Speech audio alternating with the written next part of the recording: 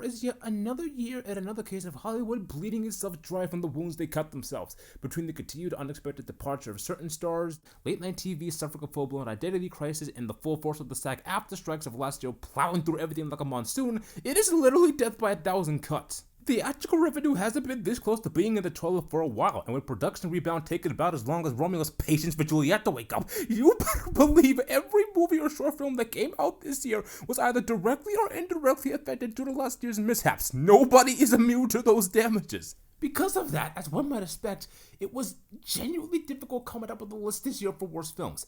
Not because of a lack of bad films though, no. On the contrary, the bad stuff literally outnumbered the good a paltry 3-1. It's just been so awful this year, I don't even know where to start. Like, I don't know the full extent of what deserves more detail or what I have to skip over for the sake of not making this video 2 hours.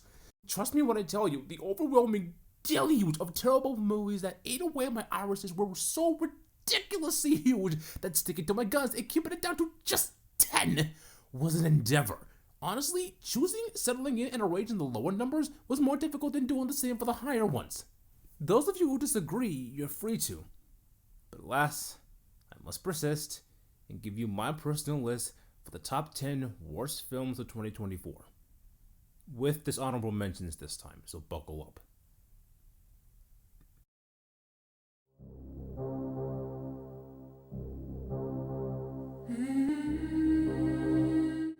Somebody please tell me why this, of all films, had to get the dreaded reboot treatment, especially when everyone knew it wouldn't hold a candle to the 1994 original, a cult classic that's as much of a music video as it is a supernatural fantasy, but one that continues to dazzle viewers with its ultra-stylized visual aesthetic, gothic atmosphere, and acting that's much better than average for a simple revenge story about love and redemption. Then again, putting all that together did create this air of somberness that clouded the production due to what happened to Brandon on set, and it did further elevate what little the story gave us. The original carried so much melancholic weight to it, no other Crow film since has been able to surpass it. So what does this remake have to show for it? Well, let's go through it step by step. For starters, that iconic gothic ambiance and iconography that practically sucked you in and suffocated every waking frame of the story? Gone. Okay, not completely. You can tell there's something of a visual language here in this neo-noir-esque production design, but it's just so drab, so terminally middle of the road when you compare the look of sets to other Crow films, and the mood and tone just never feel right, as Eric is often shown in lighting that's often too bright one moment and too dark the next. It's just really inconsistent. Hell, I could say the same for the rest of the technical elements here. Camera work and editing have to work in tandem not to fully capture the immense hopelessness of the city, but instead to hide how much content was cut. It betrays how lopsided the mood and tone is set up as opposed to how it's carried out, further escalated by the poor pacing and sluggish momentum, and the costumes aren't really worth writing home about. Also, its sloppy, over-the-top action sequences lack impact, ironic considering the opera Slaughterhouse is the best scene of the whole movie, or at least the one I remember the most. Moreover, the writing leaves much to be desired, between the fake world building that adds little to the film's ambiance, constant plot points that just go unexplained for no reason, vital clarity being muddled at best, and taking so long for Eric to even become the Crow. Everything just feels second-rate and arbitrary here. And here's the thing. I don't fault it for being confident in its identity while trying to do things on its own terms, but because it doesn't know what it wants its own terms to be, so much of the story's methods are rendered moot. And if part of that annoys me, because you can actually see snippets of potential that it could have lived up to. I do believe this new Crow meant to delve deeper into the notion that not everyone good is wholly innocent and not everyone evil is beyond humanity, in comparison to the previous Crow films that put them in clear categories of good and bad. So when I look at the changes to the lore, like your powers no longer work if your love no longer stays true, I can understand putting Eric in that position, physically and mentally, where he'd have to question the love he shared for Shelley before reaffirming to himself that this is what he wanted. Love, life, and the struggle of morality are never truly finalized, and it's something you have to write for yourself. You see what I mean when I say these ideas could have worked? As much as I still believe that, there are many things that stop these ideas, these nuggets of potential, from actually bearing fruit. First of all, while fleshing out Eric and Shelley's backgrounds and past opens the door for more complex character dissection, you still have to get us to believe the two are head over heels for each other. And they can't do that since, in stark contrast to the original, none of the characters stand out this time due to the acting being stilted. The original handled their love story through simple flashbacks with a minimalist lens. They didn't need to go overboard with it. Secondly, trauma and death in this universe are very mutable, so any emotion we're supposed to feel is lost and thus completely nullifies any and all stakes it sets up for later. Finally, and most damningly, everything it changes is just for the sake of it. Yes, a lot of what we see here looks and feels like it fits in this universe, in this lore of redemption and revenge, but not only does it still rip away the thematic messaging and point of the original, its suffocatingly tight focus barely leaves any room for us to follow the story or question the logic behind its goofy Monster of the Week fantasy setting, or the hazy sense of cheapness that follows the plot everywhere like a lingering shadow. It's somehow too competent to be interesting, but too stupid and unambitious to do anything of note. Look, I know some people expected this to be much higher on the list. Hell, I expected the same thing too. But enough about this film surprised me to where, upon looking back in hindsight, had this been given more polish behind the scenes to fix the immediate issues, or had it not been about Eric Draven, it honestly could have been something passable. On its own, the 2024 remake earns the distinction of being the second best Crow film out of this burning pile, but that's like saying getting stabbed in the gut isn't as bad as being shot in the head. That's not a compliment. But that's the state of Hollywood for you. Gotta love it.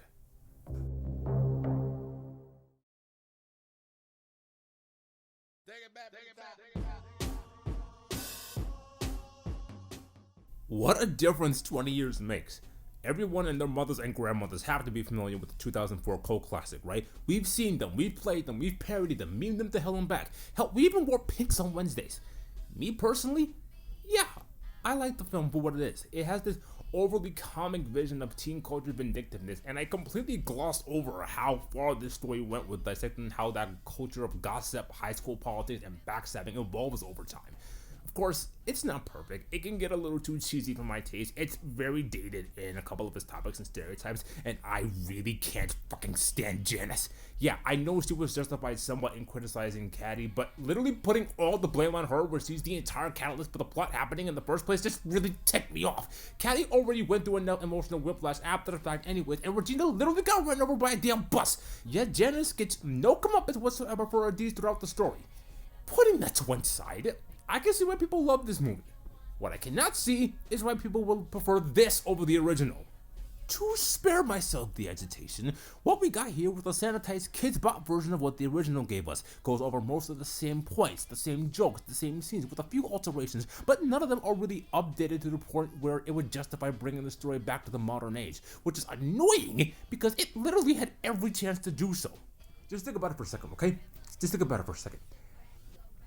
Between the original film being released 3 years after 9/11 and this remake coming out 4 years after COVID, 3.5 at the latest, both events had major implications on society that inevitably led to some kind of switch in our social norms for everyday life. A golden opportunity was practically gift-wrapped for this modern version of the story to tap into 2020 social norms or uses in technology to properly update it and give the story more of an edge.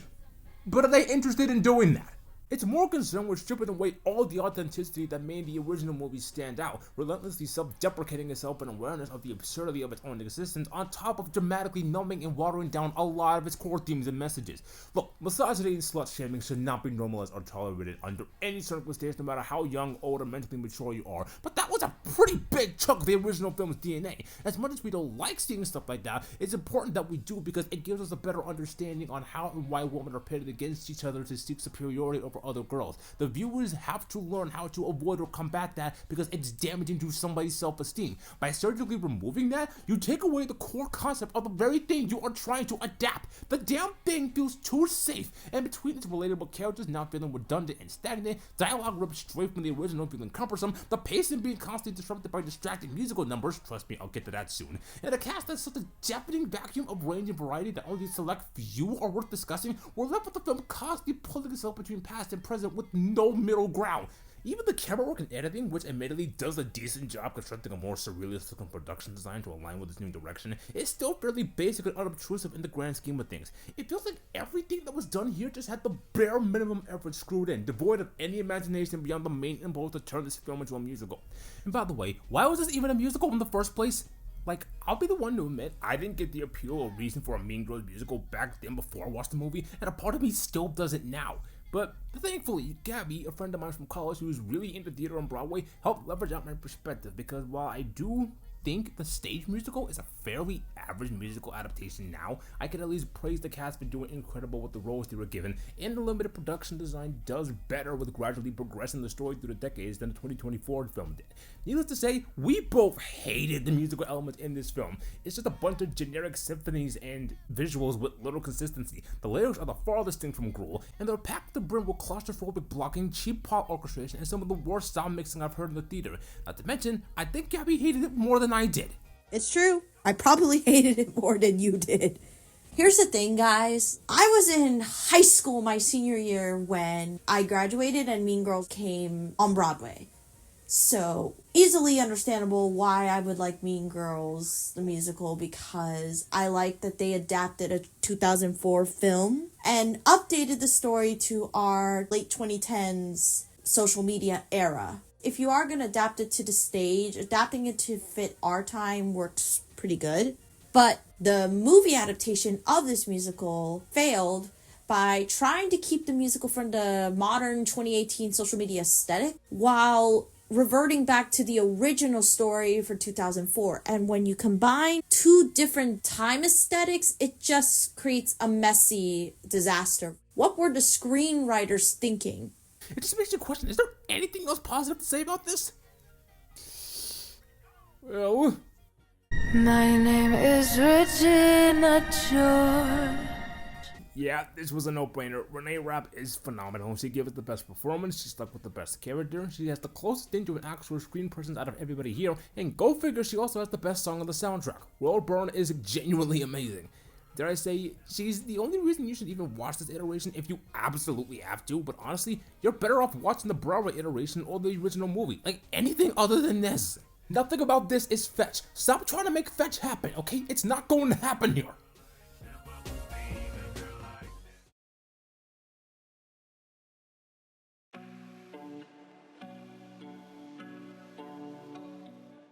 An experience that flirts like it wants to be dangerous, postures like it's trying to be deep, balances encyclopedia-like banality with pride like it has good intentions, and then proceeds to wave red flags in your face like capes under Spanish bullfighting match. Miller's Girl is just another one of those movies that constantly tries to bullshit you into thinking it's deeper than it actually is. The story fumbles exponentially hard in trying to follow through on a premise that pretty much lives and dies under the inevitable formulaic sequence of events. Here's the thing, I'm not going to argue against blending author Henry Miller's biographical details and published work to create something similar to his writing, as controversial as he may be, and I can appreciate the central ideas they were flirting with here in regards to power imbalance, what creates an antagonist, and the complexities of controversial relationships via age. All of that context just centers around two immature, unhappy people flirting with and blurring the lines between art and passion in a desperate bid to find meaning within themselves. I know there are some people out there who go so far to interpret the ending as a showcase to show how their twisted relationship did help facilitate their personal and professional growth. Yeah, I'm not one of those people. The problem is it keeps getting lost in translation, mostly because it can't really care about any of the characters, and partially due to the fact the film doesn't even know what it wants. Allegorically and beyond, this movie had many chances to explicitly show how terrible, watered down, or muted certain tropes in the story were, and either couldn't do that, or chose not to in a bid to talk your damn ear off for the sake of ambiguity. Hell, it's not even parodical of what it's discussing because it's so unfocused on how bizarrely it portrays its themes. Even if you do put aside how cliche the entire narrative is, you can tell fairly early on that even if the movie had a better understanding of where to place and guide its focus, it tries too damn hard to appease itself, and the way they quarterly keep sidestepping certain characters' range or depth every time we keep getting glimpses stops feeling accidental not even halfway through. It certainly isn't helped by the reality that most of the characters involved in this malodorous tribe are insufferable. If they're not static as hell or insipidly boring, they're completely contradictory to what was set up about them, or just rampant egomaniacs. Yes, I'm talking about you, Cairo. Hell, John Miller's alcoholic wife is the only convincingly real character out of this entire roster, and even then, she's barely in the damn movie. Not that it matters, since the dialogue they're stuck with is pretentious beyond belief. We're talking grade-A turgid, self-aggrandizing monologue, a pure maelstrom of mannered, overblown language, a surfeit of showy, pseudo-intellectual prattle, a tsunami of try-hard tropes, a giant... Alright, I get it! Also, am I the only one annoyed at the fact that they spent the last 30 minutes of this movie constantly blaming John Miller and only John Miller for his role in this relationship while actively letting Carol get away with ruining his life? And all of that is just from the story. The factors outside of that aren't much help either. Believe it or not, they do all have something praiseworthy about them, but they all get undercut by something else. Take the meticulous production design, for example. Despite the disturbing reality that none of the places feel like places, I really like how this looked. Like it was designed with this gothic portrait in mind, dark academia with contrasting color palettes and rotting oriental style architecture that embodies an atmosphere of uncertainty. Costume design is immaculate for Jenna's character and no one else. Its music definitely stands out, but every timbre and rhythm of the score is arbitrarily distracting to where it contradicts the tone set up early. Editing barely rises above average, and Daniel Brothers' cinematography, while his blue chipper framing does help breathe some life into the production design, Jade Haley Bartlett's inexperienced direction undercuts that too. Look, I hate picking on debuting actors and directors. You guys know this already, and there's no discrediting Jade's passion here, but it just feels like she couldn't find a voice, constantly telegraphing when she doesn't have to, lingering on shots for too long, and most of what we see here is just basic. Everything about this collaboration screams of a misguided attempt at being ironically artsy, like a film student submitting a 5-hour-long clip of a black screen to a film festival and claiming they're an artiste. It keeps teasing you in its attempt to be edgy and instead falls short of even entering the so bad it's good category in anything except maybe the dialogue. Who knows, maybe you are better off reading and listening to those eroticas on Wattpad and Kindle, because no doubt you'll have a better imagination to manifest a better story idea than this.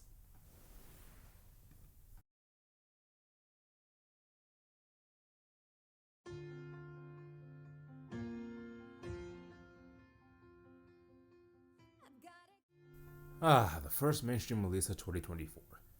Let's get the obvious stuff out of the way. This was based on the 3-minute short film back in 2014 of the same name. It was directed by Rod Blackhurst and Bryce McGuire, but only Bryce came back to direct the full-length version. I implore you to go back to the short film and do a back-to-back comparison of these two movies, because do you see what's wrong with this picture? McGuire knew how to better keep the mystery a secret and leave room for imagination in the short film. There always was something eerie about swimming alone at night, and he and Blackhurst knew how to capture that sense of unease to play on our initial fears of the unknown. Very simple, very subtle, non-gimmicky with spectacular camera work, and clogged in a lot of natural suspense without having a hammer at home. In other words, the short film lives on as a superior example of immersive, intrusive horror, while the theatrical release has rightfully been branded as samey, handholdy, obvious, and, for lack of a better term, stupid. Yes, it's based on an idea that had to be stretched out to meet the requirements of a feature-length release, but how can you justify how stingy it feels with how restrictive it wants to be? Every waking second of the runtime, you feel how hard the film has to struggle to restrain itself from doing anything even remotely of interest, and that's one of the worst things a horror film can do. Going for the jugular and providing an unhinged bonkers experience was probably the better move here, especially since it never does effectively exploit those primal fears around water or build itself around the idea of sacrifice. I feel especially bad for Bryce McGuire in this instance, because he could have done more with a thematic messaging to expand upon what he did previously. Yes, he does prove adept at living up to Blumhouse's low-budget horror expectations, but at this point, we all know full well how crippling that is to someone's imagination. Honestly, what more do you need me to say about this that hasn't already been said by this point? That the inconsistent tones further expose the director's misguided decision-making, that the majority of Charlie Sarnoff's cinematography is more pedestrian on the drab side in stark contrast to his work in Smile, that the pacing makes the 98-minute runtime tread much slower than it should, that the actors barely sleepwalk through every ludicrous dialogue delivery they're given and misinterpret what type of movie they're in. What about the momentum-butchering PG rating and the made-for-TV visual aesthetic turning everything into literal dishwater? Or how about the reality that the narrative is just nonsensical puzzle logic sandwiched in between a truncated, poorly staged presentation and some of the worst tropes of the genre? Like seriously, I've had 11 and a half months to sleep on this entry. I legitimately have nothing new to add to this. It's a movie released in the January dumping grounds. That quality speaks for itself. You cannot tell me that this wasn't an omen of things to come for the rest of the year. If you know, you know.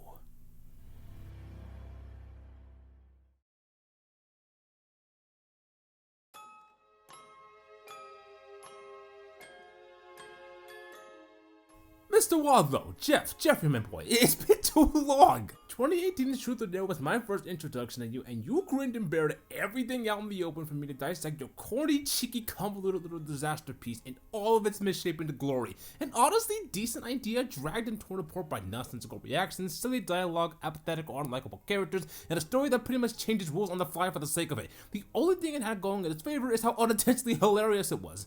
And as for your 2020 release, Fantasy Island, I did a full video review on it for my YouTube channel.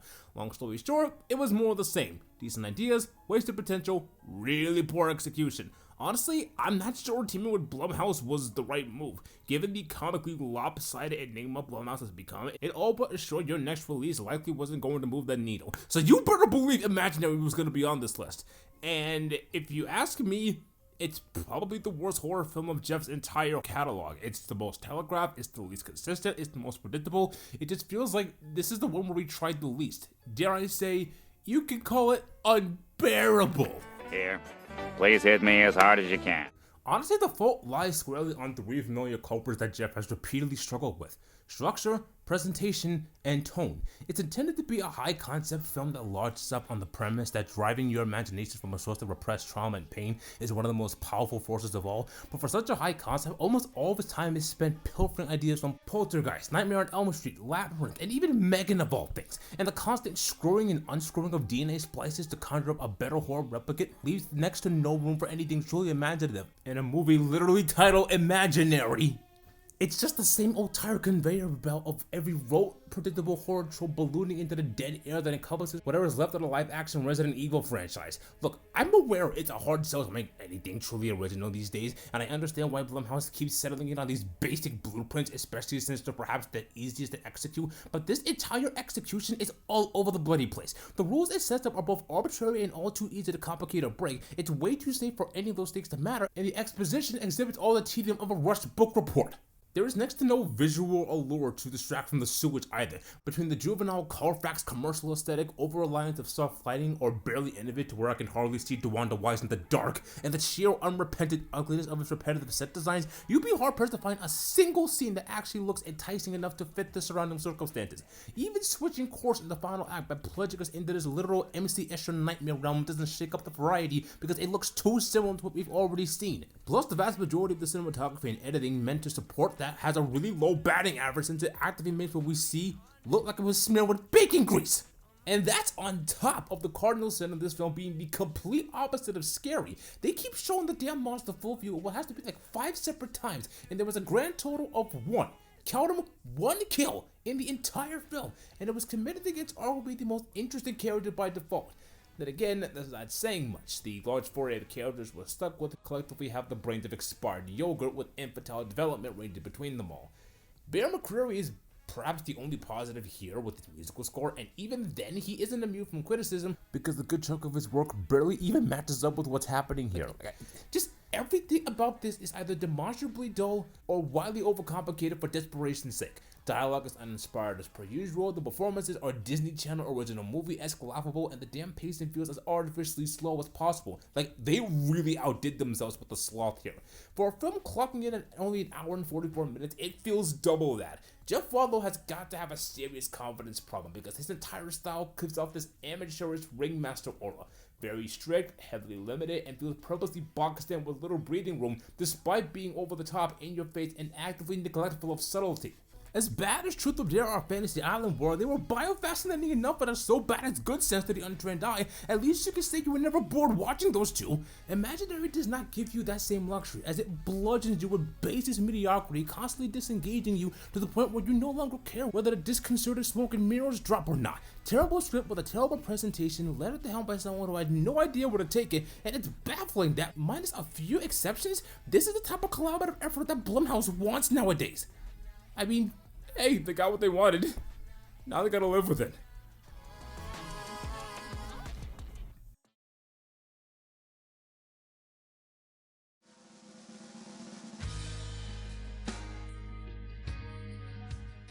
Wow, Sony, just wow.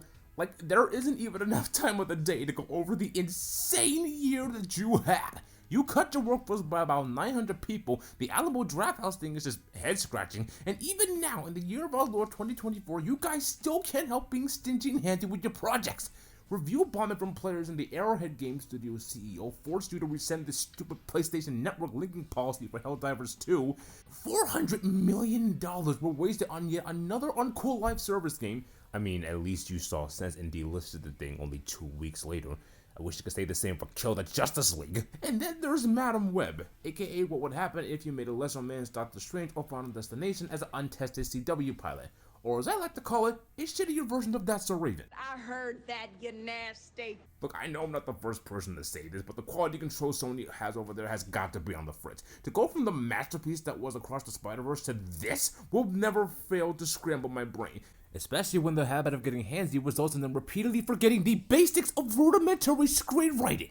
This movie's very essence flaunts itself between the spirit of a road trip dramedy and a wannabe psychological thriller, but the narrative is so obstinate in its internal logic, so desperate to justify its own existence, so shameless in how half-assed, quarter-assed, and inside-out ass first it is, it legit started giving me flashbacks to Metroid Other M. You remember how bad that was?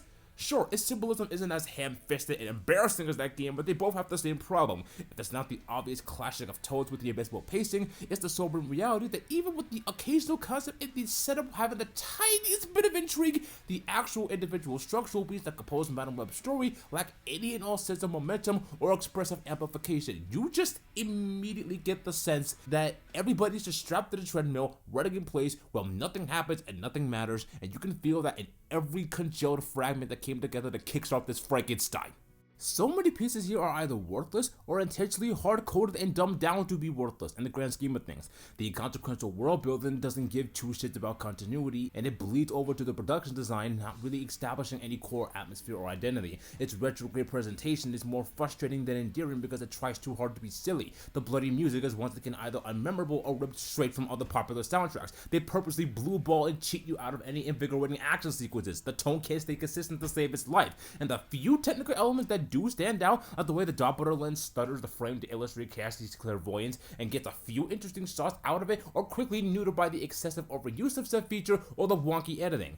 But the acting, oh boy, that's where the cramped feeling of confinement really shows. Most of them are either bored out of their mind or just don't catch on to what film they're a part of, and when they do show slight promise, they inevitably succumb to the basic mismatched archetypes of their characters, striking zero passion or chemistry with anybody. Seriously, Sydney Sweeney, Isabella Mercedes, Celeste O'Connor, Adam Scott, freaking Emma Roberts, all talented individuals, and they all got wasted. Dakota Johnson at least tried to liven the mood with the off-kilter brand of humor before even she gave up and stopped caring, but the main antagonist of this film, played by Tahar Rahim, he gets the short end of the stick indefinitely. He stuck with the worst character, the worst dialogue, was visibly and audibly hacked apart by the editing room at every opportunity, and his entire motivation and behavior as an antagonist is rooted in a backstory that isn't given to us! And you gotta deal with all that stupidity before it blindly stumbles towards another anticlimactic conclusion where Sony, once again, uses the multiverse as a crutch to stand on blatantly false advertising without the balls to back it up.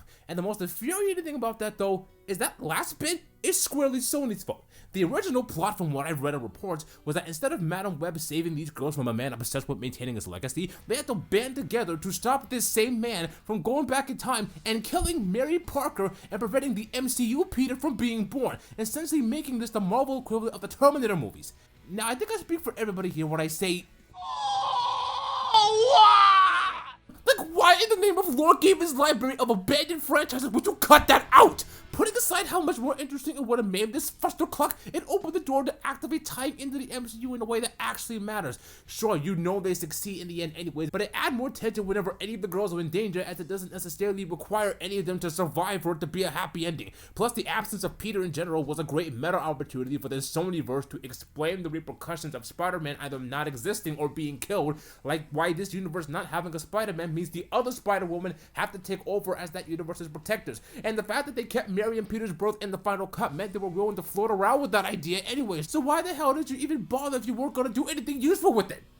Also, there's one more thing I want to bring up last minute, and I didn't even recognize it myself until I watched the Smegheads review on Madame Web, and it was brought to my attention.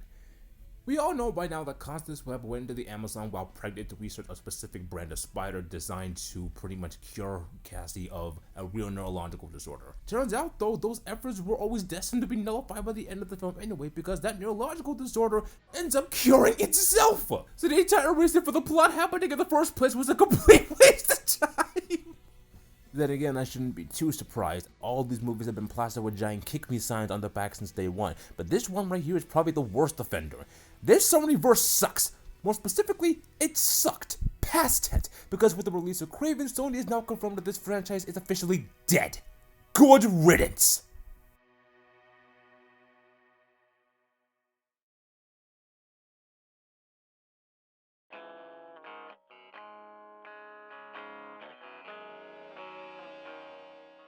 The cards have been dealt, and I don't like what I see.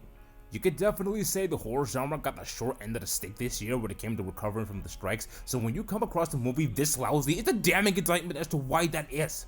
Right here is case number 9732 of a film premise where a collective group of people go to a place and interact with something that directly or indirectly curses themselves, and said entity comes alive to unalive or just mildly annoy them one by one to fill out the bare minimum of deliberate white noise horror has been subjected to. Oh my god, I'm watching Nice Women Imaginary again! Not again! Really? Are you fucking for real right now? It sucked the first time you did it. It sucked the second time you did it. Are you seriously trying to tell me you were so desperate to roll out that apathy train longer for the summer you had to make me watch through this recycled shit a third time? It is so nakedly awful, so visually creatively threadbare, and it babies you so damn much with its basic first draft remedial approach and training wheels drunken plotting.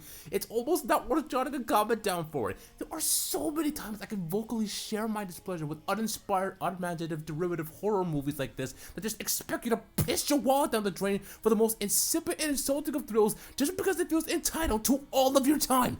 All of these opportunities to explore the rich and dark tapestry of tarot mythology, astrology-based subject matter, modern forms of superstition, basically anything this movie could have done to think outside the box, it goes 180 degrees in the wrong direction. It actively keeps using the endless possibilities of these cards and astrologies to conform to the most basic of tropes.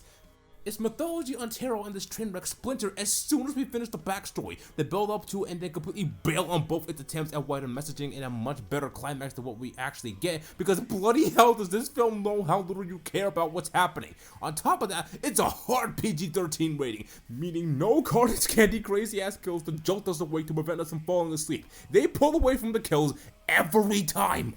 And even put into one side how poorly executed, ear-grating, empty, and boneheaded this horror film is in conjunction to the other ones I mentioned already, its technical elements are also feel off. Everything is structured to where the action has to escalate quickly, but the circumstances surrounding the world building can't support that, mostly because the scope and scale of events keep clashing, and the production design utilized here feels too sparse for what little characters they do have. I suppose the cinematography and editing are passable enough, but that's just confirmation I need to stop giving passes for things just because they look fine. And Spencer Cohen and Anna Hallberg's infused direction is a spiritless affair, one where the confusion to play it straight or go for broke on the vain ridiculousness of its thin premise is a giant ravine worth barreling a bus through. By the time I got to the end of this, my patience had been shot all the way to the Bermuda Triangle, and I effectively gave up on even trying to pretend to care. I'm genuinely still struggling to do the same with this one. Look, everyone has their preferences, their vibes, their biases, their type of fluff that makes them uncomfortable during stuff like this. And sure, the concept has a few vague points of positivity, but here's the thing. I could talk your ears off with a pointless copy of the big book of ridiculous mumbo jumbo for the sake of it, or I could just tell you the truth. And the truth is, I don't give a finger-licking foxy ass about talking about something so aggressively average and uninteresting copied and pasted for the third time in a row. So as I read your future, align the stars, your zodiacs, and your fates, I am left with one question. Was this really the worst horror film of the year for me? Begrudgingly, no. It may carry over many of the same issues from Night's Realm and Imaginary, but at least they're all based around a concept that might have actually been salvaged with more experienced directors and writers. As is, while not the worst horror film, Tarot is probably the most needlessly annoying film on this entire list in general, and that has to count for something, right? Right?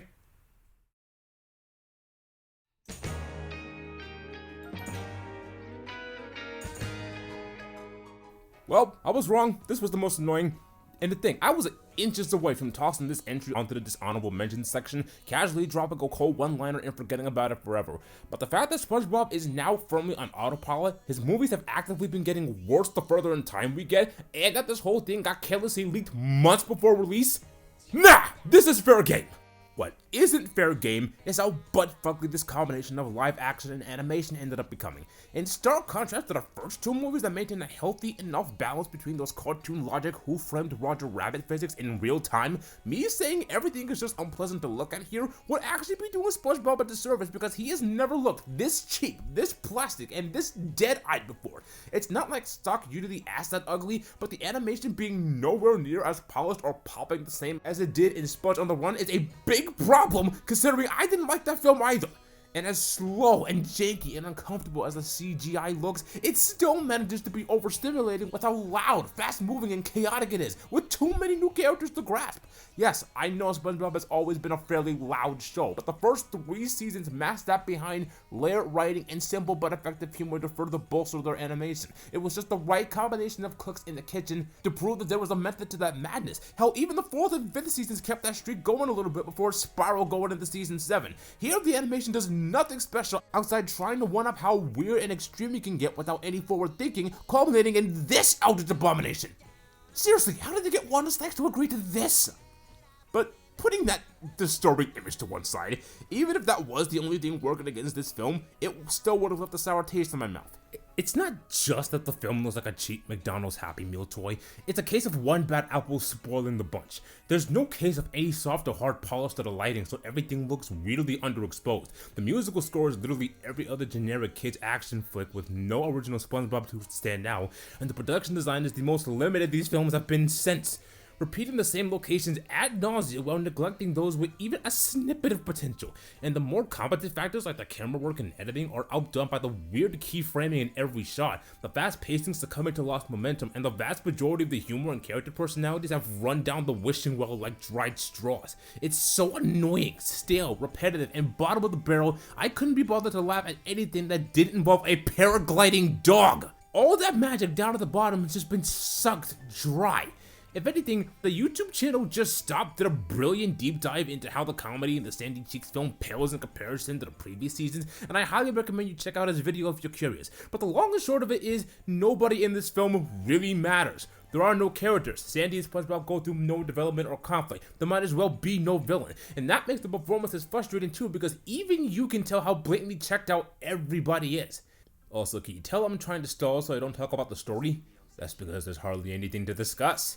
It hardly feels like Lisa Johnson had any creative input in how she wanted to make the film look or navigate said narrative towards a specific point, because so many individual snippets of her direction feel daisy-chained and yanked apart by the hip. Anything she does is either severely muted or thinly spread apart. You'd be convinced she was forced into this at gunpoint, and I don't think you're going to find a better description for this story than that. Unimportant. Its entire structure has absolutely no idea what to do with itself, so it just dives into scattershot randomness before emerging as an uncomfortable fright fest with too many gaping plot holes and foreshadowed jokes never receiving a payoff. They literally forsake everything even remotely appealing about SpongeBob in exchange for transforming him into an ADHD sedation program because they project no confidence in what it hopes to sell you. Ironic, since Tsunami's big plan of taking the characters away from their natural habitat and turning them into merchandise to make them marketable forever is literally what Nickelodeon has been doing to the franchise for decades, and if Quiet Unsaid has revealed anything about Nickelodeon's reputation for being insanely creepy and harmful towards child actors, how little they tried to be subtle with that sardonic plot point is a special kind of sickening. Even with the prospect of getting to know Sandy's family intriguing me, it fails the bare minimum in exploring anything new about her, or again, presenting necessary conflicts to bolster the movie's already staggering momentum. I am so tired of having to forcibly put down bits of my childhood icons against their will. But this is the end result when all passion exits stage left and the term corporate mandate becomes a physical entity. Low budget aside, you can just hear the calls from more on Paramount and Nickelodeon executives demanding everything in the film to chase trends. And despite my belief that this film was rushed by studio interference, that's the only other overriding consensus my brain keeps arriving at. I don't feel any misguided passion or overinflated ego seeping out of this fun sponge. All I feel is the bitterness of an entire team that didn't want to make this movie but was forced to. Which is ridiculous considering how they essentially planned ahead for this movie and the upcoming Plaything movie not long after Sponge on the Run got finished. So unless the Wikipedia article is lying to me, which wouldn't be the first time that happened, how this thing came to be will forever baffle me.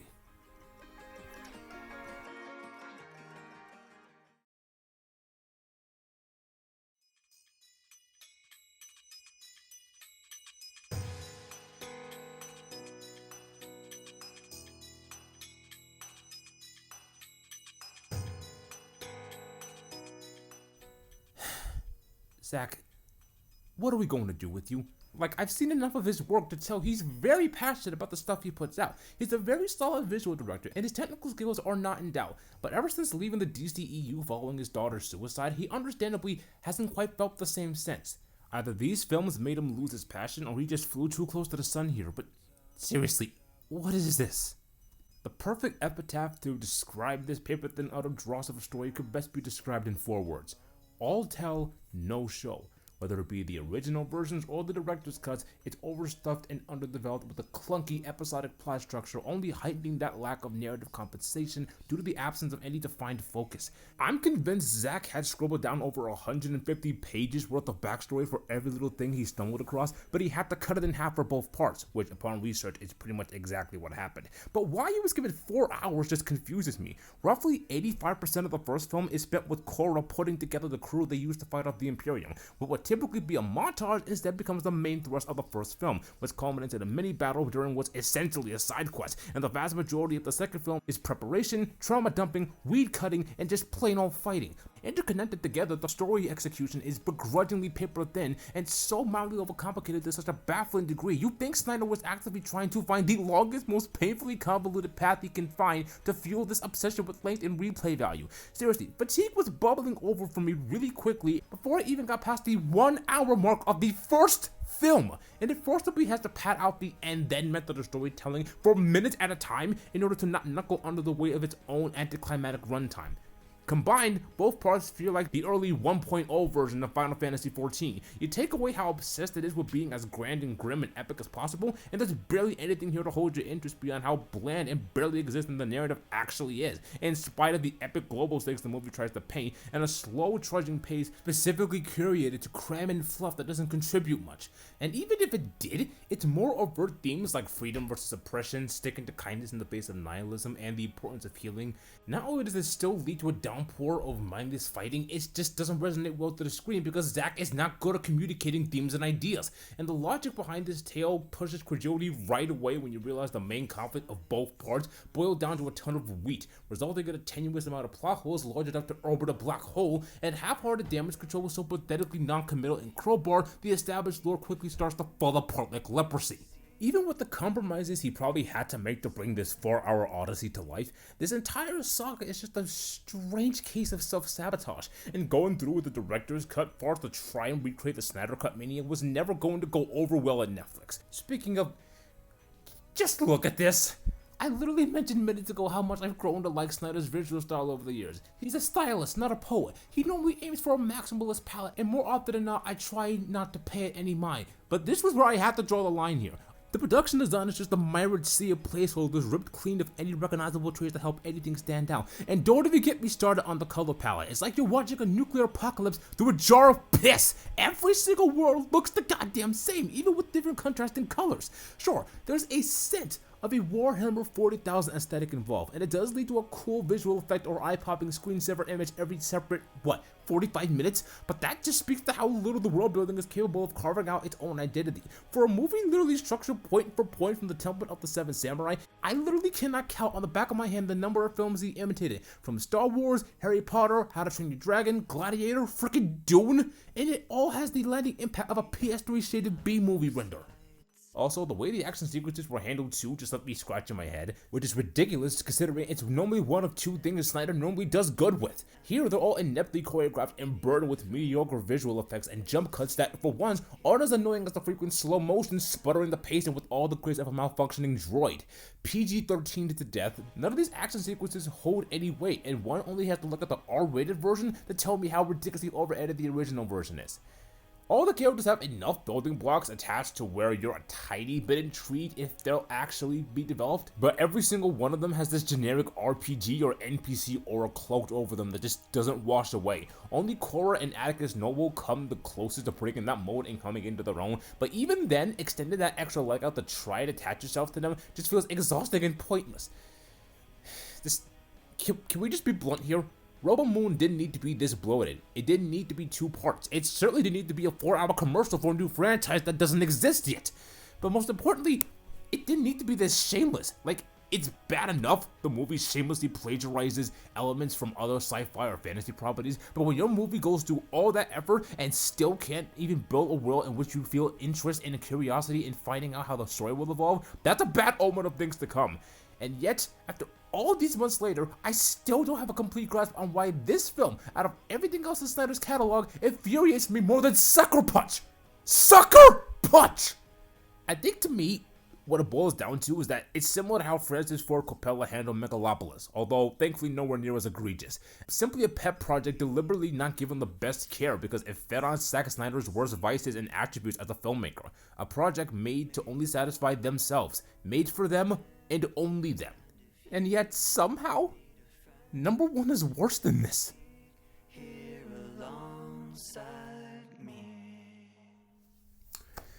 Like I mentioned at the beginning of this list, the amount of stuff I had to watch just to get through this year was pretty suffocating. And since we don't have a lot of time left before we get to the end, you know what this means, right? The lightning round!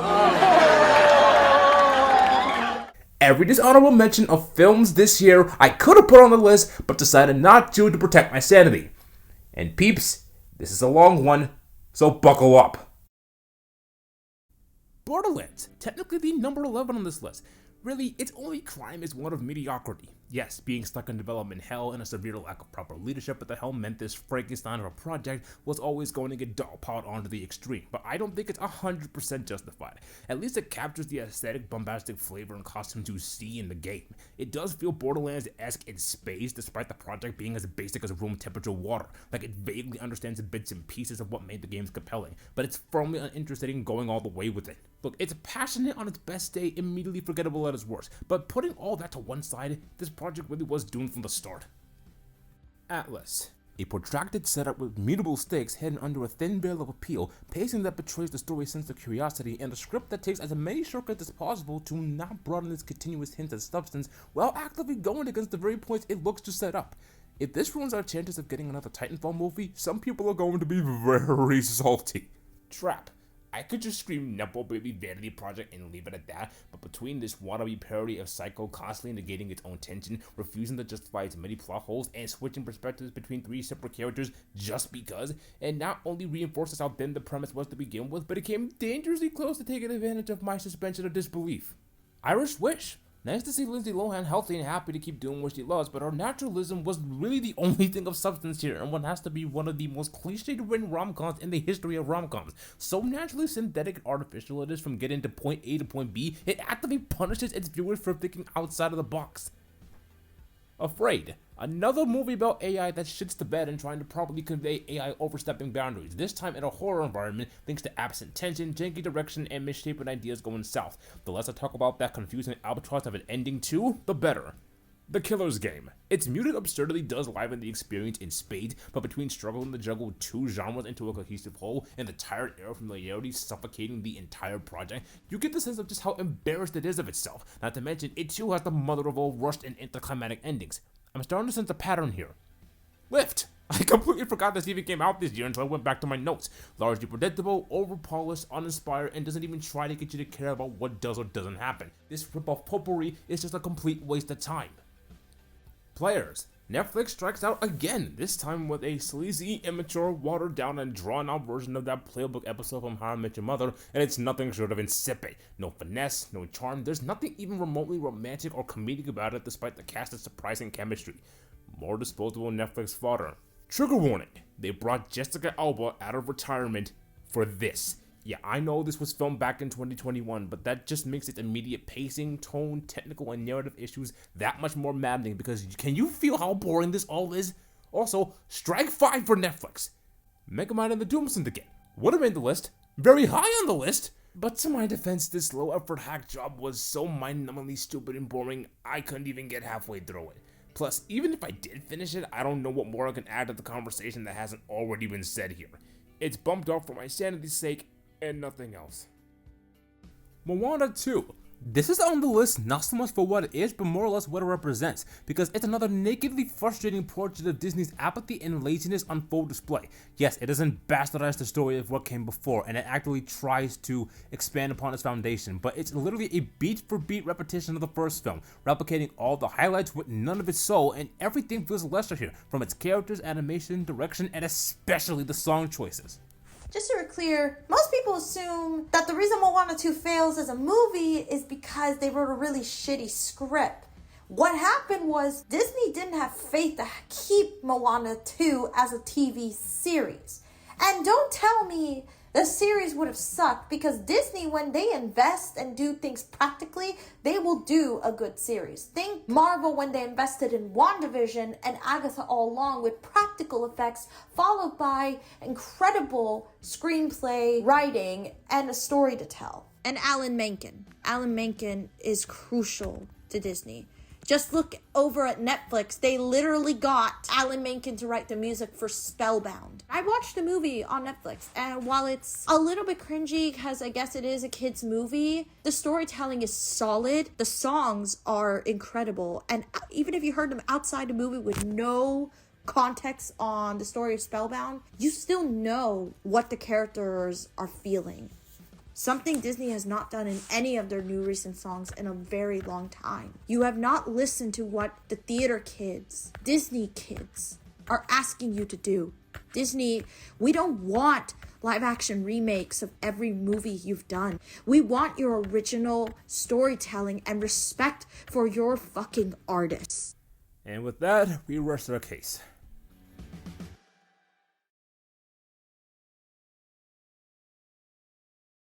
Let me take you guys back to last year. Remember Winnie the Pooh, Blood and Honey only making number 9 on my list? I made a comment at the end of that entry on how there's more cheap slashers inspired by Blood and Honey to start shooting out like a rapid-fire machine gun in the following years, and I expected one of them to at least make it onto this year's list. It was almost an inevitability. Unfortunately, brace yourself for disappointment. Winnie the Pooh, Blood and Honey 2 is not going to show up on this list. What? What?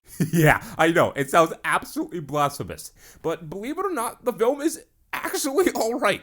Not great by any means, but it's a far cry from whatever the hell the first film was, and that's all that matters. The kills are slightly more creative, its increase in budget means the technical elements are much better off, acting is light years better than previously, and not only do they actually have a story that expands upon the ideas of the first film, it's self-aware enough to actually have a little fun with itself.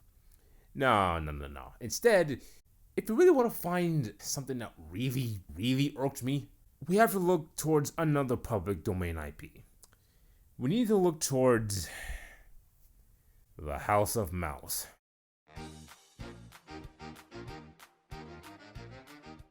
I have not had a writing block this bad in years to try and express how much I hated something this vehemently insulting. But I'm going to do my best to try and push through it all the way to the end, because holy balls! Mickey's Mousetrap has got to be one of the most boring-ass films I think I've ever experienced in my life. And I feel like I keep surprising myself every time I say that, because it's not easy for me to get bored.